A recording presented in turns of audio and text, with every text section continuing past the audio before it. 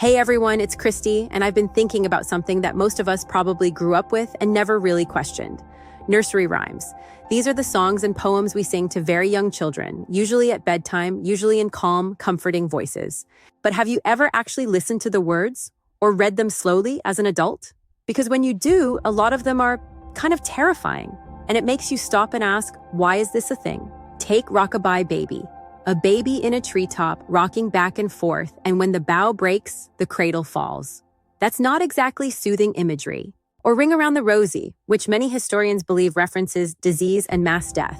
Three Blind Mice ends with mutilation. Humpty Dumpty suffers a catastrophic fall and is beyond repair. London Bridge is falling down over and over again.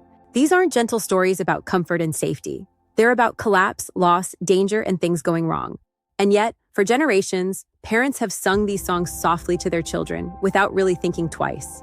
Not because they're cruel or careless, but because these rhymes have been passed down so long that the meaning faded and the melody stayed. Most nursery rhymes came from a time when life was harsher, child mortality was common, and storytelling was a way to process fear, history, and hardship.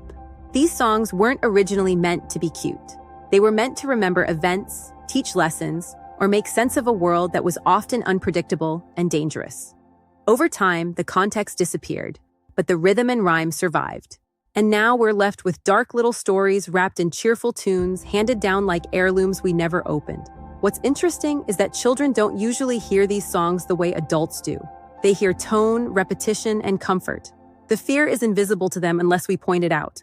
But once you notice it, you can't unhear it. So the real question isn't why parents sing scary rhymes to children. It's why we kept the songs long after we forgot what they were saying. Why did the tradition survive even when the meaning didn't? Maybe it's because humans have always used stories to make sense of the things that scare us, and sometimes the stories stick around long after the fear has changed shape. I don't think nursery rhymes are harmful, and I'm not saying we should stop singing them. I just think it's fascinating that some of the darkest little tales in our culture are the first stories we ever hear. And that makes me wonder, why is this a thing?